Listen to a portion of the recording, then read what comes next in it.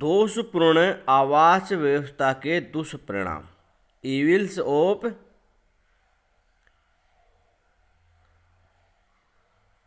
Bed housing, bed arrangement of housing. दोषपूर्ण तथा अपर्याप्त आवास व्यवस्था के कई दुष्परिणाम उत्पन्न होते हैं। प्रोफेसर अग्रवाल ने दोषपूर्ण एवं बुरे आवास के प्रभाव के संदर्भ में लिखा है कि बुरे आवास नशा, बीमारी, अनैतिकता, अपराध को जन्म देते हैं तथा अंततः अस्पतालों, जेलों तथा पागलखानों की आवश्यकता होती है, जिनमें हम सामाजिक रूप से उपेक्षित एवं परित्यक्त मनुष्यों को छिपाने की कोशिश करते हैं। दोषपूर्ण आवास व्यवस्था के अनेक दुष्परिणाम हो सकते हैं। हम कुछ एक दुष्परिणामों का उल्लेख कर रहे हैं। पहला, स्वास्थ्य पर कुप्रभाव। दोषपूर्ण आवास व्यवस्था का स्वास्थ्य पर सर्वप्रथम एवं प्रत्यक्ष प्रभाव पड़ता है। अच्छे स्वास्थ्य के लिए सूर्य का प्रकाश, स्वच्छ वायु प्राथमिक आवश्यकताएं हैं, किंतु दोषपूर्ण मकानों में इनका अभाव होता है। फलतः श्रमिक विविध प्रकार की बीमारियों के शिकार हो जाते हैं। अनेक शोध व परीक्षणों से ज्ञात हुआ है कि हमारे देश के औद्योगिक श्रमिकों के दूषित आवासों के कारण उनमें तपेदिक, मलेरिया, श्वास रोग आदि विशेष रूप से पाए जाते हैं। ऐसे आवासों में पलने वाले बच्चों की मृत्यु दर भी अधिक होती है तथा उनका सामान्य स्वास्थ्य बहुत दुर्बल होता है। एक सर्वेक्षण से यह भी ज्ञात हुआ है कि सबसे गंदे आवासों में मृत्यु दर 295 प्रति हज़ार थी, जबकि साधारण आवासों में 200 से 250 प्रति हज़ार थी। दूसरा दुष्प्रभाव, नैतिक पतन। दोषपूर्ण एवं अपर्याप्त आवास से मानव का नैतिक पतन होता है। ऐसे आवासों में रहने वाले लोग शराब, जुए जैसे कुकर्मों में आसानी से लिप्त हो जाते हैं। आवास के अभाव में परिवार साथ न रहने के कारण श्रमिक वैशालियों में भी जाने लगते हैं या अन्य स्त्रियों से अवैधानिक संबंध स्थापित कर लेते हैं। डॉक्टर राधा कमल मुखर्जी ने के शब्दों में श्रमिक थकान मिटाने के लिए नशीली वस्तुओं का सेवन करते हैं और उनसे वेश्यावृत्ति की प्रवृत्ति जागने लगती है। अनेक स्त्री श्रमिक जो मिलों में कार्य करती है वे भी रात में वेश्यावृत्ति करती है, किंतु वे इसी स्वीकार नहीं करती है। इतना ही नहीं, एक ही मकान कमरे में 3-4 परिवारों के एक साथ रहने की स्थिति में तो चारित्रिक पतन की संभावना से इनकार नहीं किया जा सकता है। निरंतर निकट संपर्क से किसी भी स्त्री पुरुष के बीच अवैध संपर्क को बढ़ावा ही मिलता है। ऐसे आवासों का बच्चों के चरित्र पर दुष्प्रभाव पड़ता है। एक ही कमरे में सोने, उठने, बैठने से में वे जो कुछ देखते हैं वे भी वैसा ही करने लगते हैं। तीसरा दुष्प्रभाव है सांस्कृतिक मूल्यों पर आघात। आवास समस्या का सांस्कृतिक मूल्यों पर भी आघात होता है। इस समस्या के कारण शराब, वेश्यावृत्ति पर, स्त्री गमन तथा बालकों के मनोभाव पर दुष्प्रभाव होता है। इसके कारण संस्कृति पर भी आघात होता है। डॉक्टर मुखर्जी ने लिखा है कि वेश्यागमन की प्रवृत्ति स्त्री पुरुष दोनों के ही चरित्र को दूषित करती है। उनका स्वास्थ्य तो खराब होता ही है, साथ ही राष्ट्र का सांस्कृतिक स्तर भी गिरता है। चौथा दुष्प्रभाव है कार्य क्षमता एवं दक्षता पर दुष्प्रभाव। दूषित आवास व्यवस्था के कारण जब श्रमिकों का शारीरिक एवं नैतिक दोनों ही प्रकार का स्वास्थ्य खराब हो जाता है तो उसका सीधा प्रभाव उसकी कार्य क्षमता एवं कार्यकुशलता पर पड़ता है। उचित आवास के अभाव में अनैतिक रास्ते पर चलने के कारण श्रमिकों को पूर्ण आराम नहीं मिलता है। फलतः उनमें शारीरिक व मानसिक शिथिलता उत्पन्न हो जाती है। इससे अंततः उनकी कार्य क्षमता एवं कार्यकुशलता घटती जाती है। अनेक शोध एवं अध्ययनों से इस तथ्य की पुष्टि हो चुकी है कि भारतीय श्रमिकों की कम उत्पादकता या कम कार्य क्षमता का एक प्रमुख कारण दोषपूर्ण आवास व्यवस्था भी है। पांचवा दुष्प्रभाव, सेवा योजकों को हानि। दोषपूर्ण आवास व्यवस्था से सेवा योजकों को भी हानि उठानी पड़ती है। उन्हें यह हानि अनेक प्रकार से उठानी पड़ती है। प्रथम, आवास समस्या के कारण श्रमिक बार बार अपने परिवार के साथ के पास जाते हैं। इससे कारखानों में श्रम अनुपस्थिति एवं श्रम आवर्तन बढ़ जाता है। द्वितीय, आवास की कमी के दुष्प्रभाव, शराब, जुए, वेश्यावृत्ति के कारण उनकी कार्यक्षमता घट जाती है। तीसरा, अनैतिक कार्यों के कारण नींद में कमी रहने से दुर्घटनाओं की संभावना बढ़ जाती है और उनकी क्षतिपूर्ति करनी पड़ती है। सिवाय इन सब कारणों से हानि उठानी पड़ती है। छठा दुष्प्रभाव है औद्योगिक विवादों को जन्म। दूषित एवं अपर्याप्त आवास व्यवस्था के कारण श्रमिकों की नैतिकता, कार्य क्षमता, कार्यकुशलता सभी में गिरावट आती है। ऐसे में उसका सोच विकृत हो जाता है और वे कई बार अपने सभी समस्याओं का कारण शिवाजी को ही मानने लगते हैं। फलतः वे अपने शिवाजी के साथ ऐसे सहयोग करते हैं और अंततः औद्योगिक विवाद का जन्म हो जाता है।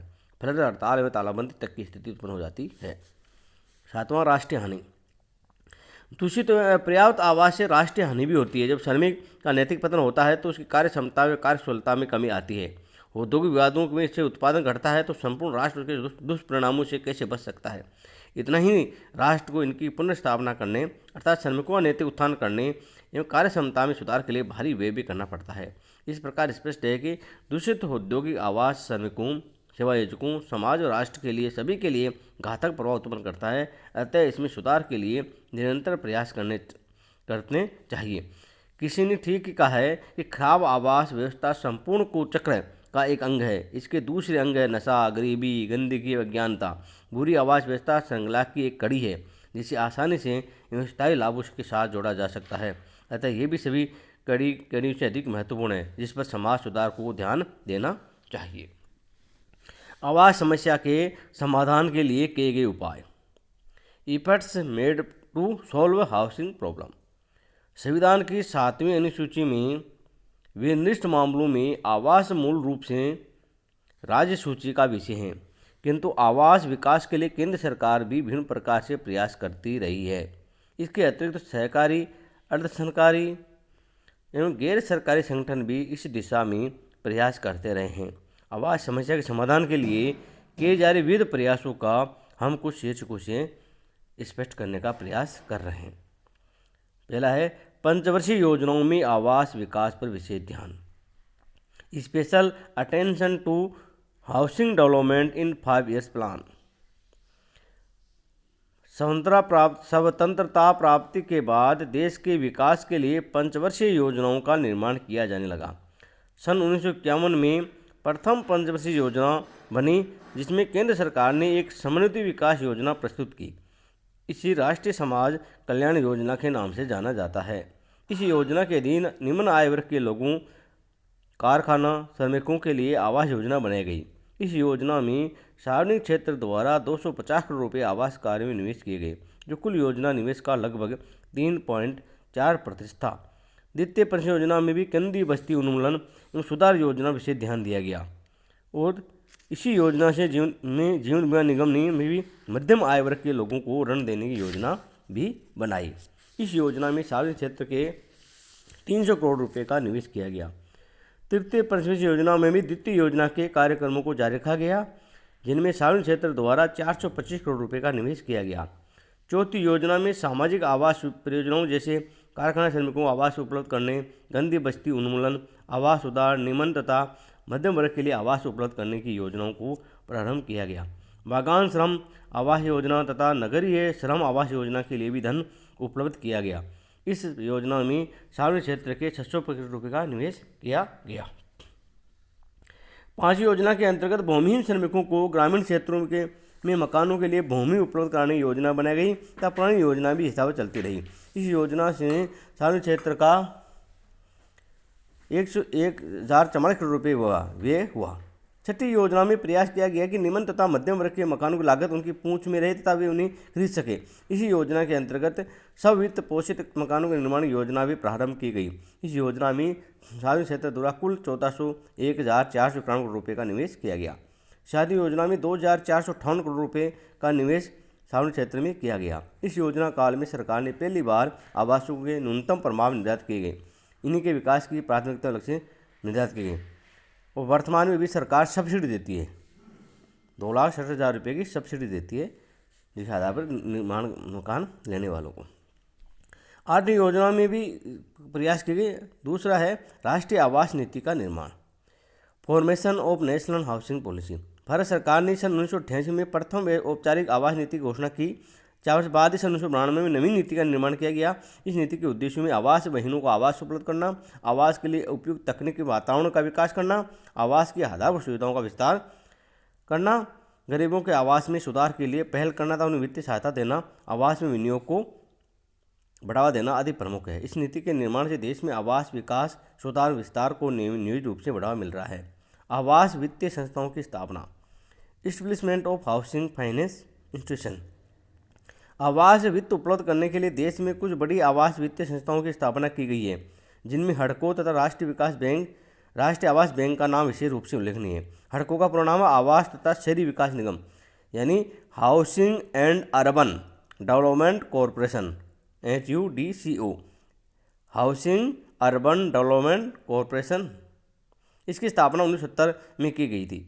ये नाम के अनुरूप ही आवासों एवं शहरों के विकास के लिए दीर्घकालीन वित्त उपलब्ध करता है। इसके अतिरिक्त हडको शहरी विकास संबंधी स्थानीय अर्ध सरकारी संस्थाओं, आवास बोर्डों आदि को भी प्रत्यक्ष और परोक्ष रूप से ऋण एवं वित्तीय सुविधा प्रदान करता है। इसने अपनी स्थापना लेकर 1995 तक 11,000 से भी अधिक परियोजनाओं के लिए 10,116 करोड़ रुपए के ऋण स्वीकृत किए हैं तथा 7,342 करोड़ रुपए वितरित किए जा चुके हैं। इन परियोजनाओं के पूरा होने पर 57 लाख आवासीय मकान, 4 लाख भूखंडों का विकास, लगभग 30 लाख आधारभूत स्वास्थ्य रक्षा इकाइयाँ तथा 319 शहरी आधारभूत योजनाएं पूरी हो चुकी हैगी। राष्ट्रीय आवास bank, national housing bank NHB की स्थापना सन 1988 में रिजर्व बैंक के द्वारा की गई है। इसका उद्देश्य स्थानीय एवं प्रादेशिक स्तर पर आवास वित्तीय संस्थाओं की स्थापना को प्रोत्साहित करना है, जो आवासीय वित्त की आवश्यकता की पूर्ति कर सके। राष्ट्रीय आवास बैंक विभिन्न योजनाओं के अधीन आवास ऋण उपलब्ध कर रहा है, जिनमें आवास ऋण खाता योजना, होम लोन अकाउंट स्कीम, वित्तीय संस्थाओं, बैंकों, शीर्ष सहकारी संस्थाओं के लिए पुनर्वित्त, रीफाइनेंस योजना, भूमि विकास एवं आश्रम योजना आदि प्रमुख है। इस बैंक ने स्थापना से लेकर अब तक पुनर्वित्त सहायता प्रदान की है। तब भूमि विकास एवं आश्रय योजना के दिन भी भूमि मकान के आवंटियों को दिया जाता है।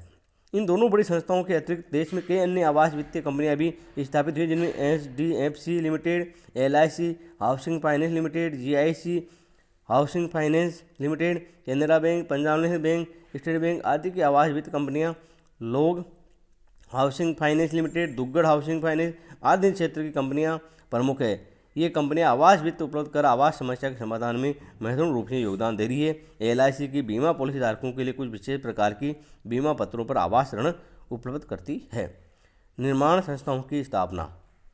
भारत में आवास निर्माण संबंधी 2 प्रमुख संस्थाओं की स्थापना की गई है। इनमें प्रथम संस्था का नाम है राष्ट्रीय भवन निर्माण संगठन, नेशनल बिल्डिंग कंस्ट्रक्शन ऑर्गेनाइजेशन। इस संगठन की स्थापना 1960 में की गई। इसके प्रमुख उद्देश्य इस प्रकार थे। पहला, विभिन्न परियोजनाओं को उचित लागत पर पूरा करना। दूसरा, देश के दुर्गम में दूर दराज के क्षेत्रों के निर्माण कार्य करना। तीसरा, निर्माण कराने वाली संस्था की देखरेख की जिम्मेदारी में हाथ बटाना। चौथा, विशेष प्रकार के निर्माण कार्यों जैसे विद्युत, खाद्य, तेल शोधन की परियोजनाओं के कार्यों को करना। और नेक्स्ट, निर्माण कार्यों में सलाहकार सेवाएं उपलब्ध करना।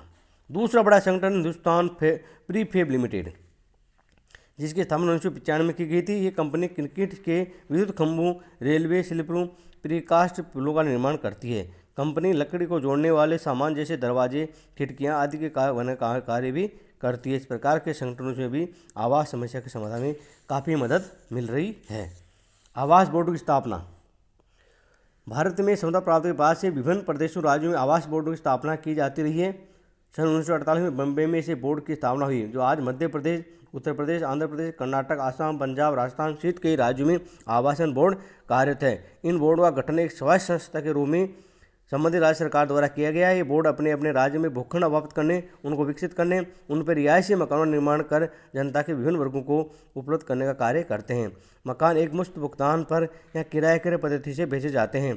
इन बोर्डों ने अपने अपने राज्यों में लाखों मकान उपलब्ध किए हैं, किंतु उनकी गुणवत्ता पर सदैव प्रश्न चिन्ह रहा है। इसके अतिरिक्त पूर्व निर्धारित समय से मकान उपलब्ध नहीं कर पाते हैं। प्रति मकानों की वास्तविक कीमतें अनुमानित कीमतों से दोगुनी से भी अधिक हो जाती है। आवास सामग्री तथा प्रौद्योगिकी में सुधार। आवास लागत में भवन सामग्री हिस्सा लगभग 70% होता है। इसमें मितव्ययिता को प्रोत्साहित करने के लिए सरकार ने भवन सामग्री एवं प्रौद्योगिकी संवर्धन परिषद का गठन किया है। यह परिषद भवन निर्माण से संबंधी प्रौद्योगिकी के स्थानांतरण उपयोग के लिए एक मंच का कार्य करती है।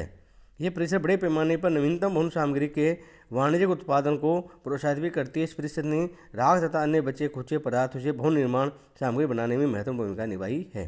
किराया नियंत्रण कानून का निर्माण।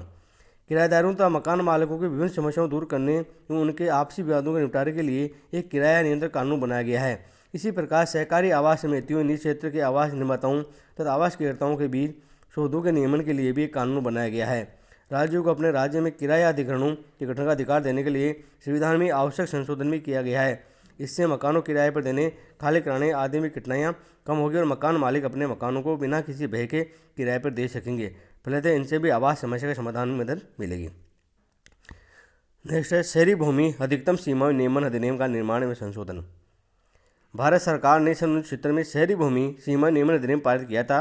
इसके प्रमुख उद्देश्य थे शहरी भूमि का कुछ ही व्यक्तियों के हाथों से केंद्रीय होने से रोकना, शहरी भूमि को जन सामान्य को समान रूप से उपलब्ध करना, भूमि के क्रय विक्रय में सट्टेबाजों पर रोक लगाना। इस अधिनियम के क्रियान्वयन से कुछ कठिनाई उत्पन्न हुई है, तथा केंद्र सरकार शीघ्र ही इसमें संशोधन करने वाली है।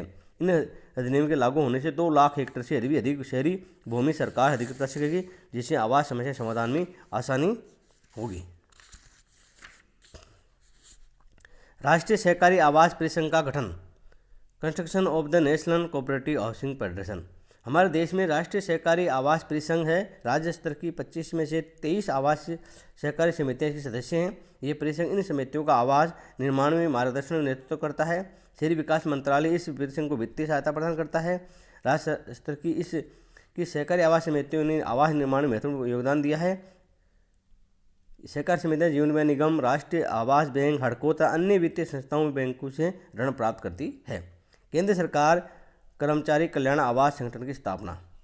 केंद्रीय कर्मचारियों को आवास प्रदान करने के उद्देश्य से शहरी विकास मंत्रालय के अधीन इस संगठन की स्थापना की गई है।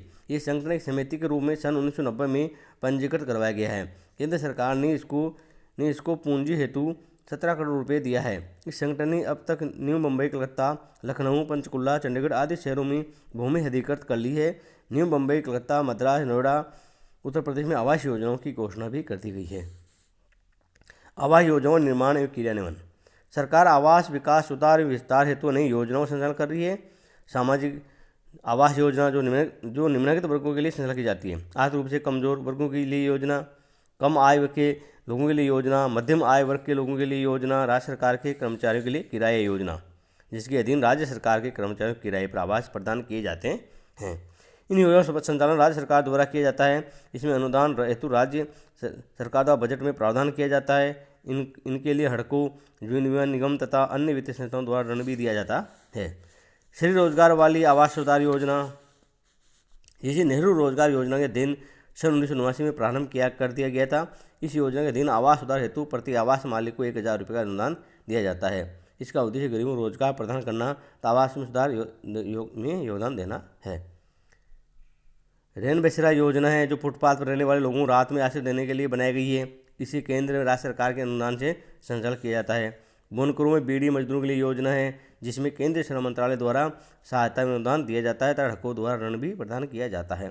स्वामित्व आवास योजना, जो केंद्र सरकार के कर्मचारियों की सामूहिक बीमा कोष योजना के अधीन चलाई जाती है, इसके लिए हडको ऋण देता है। कामकाजी महिला हॉस्टल तथा सह अधिकार योजना, जो अकेले कामकाजी महिलाओं को रहने के लिए आवास प्रदान करने हेतु बनाई गई है। इसके लिए हडको रियायत दर पर ऋण देता है।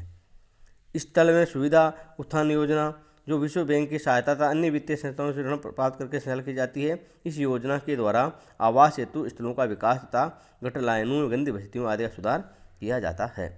भूमि अधिग्रहण विकास एवं आश्रय योजना, जिसके अंतर्गत भूखंडों का अधिग्रहण विकास कर आश्रयों का निर्माण किया जाता है। इसके लिए राष्ट्रीय आवास बैंक पुनर्वित्त सहायता करता है। शहरी आधारभूत संरचना विकास योजना, जिसके अधीन शहरों में जलापूर्ति, मल निकास व्यवस्था, मल नालियों के निर्माण, ठोस अपशिष्टों का प्रबंध, परिवहन, नगर सड़क, पुल के निर्माण आदि कार्य संपन्न किए जाते हैं। इस हेतु हडको ऋण उपलब्ध करता है। गंदी बस्ती पर्यावरण सुधार योजना, जिसके अधीन शहरों की गंदी बस्तियों में पर्यावरण सुधार के प्रयास किए जाते हैं। इस योजना का संचालन का भार अब राज्यों पर ही है। इसे न्यूनतम आवश्यकता कार्यक्रम के अधीन संचालित किया जाता है। हडको इसके लिए ऋण भी देता है।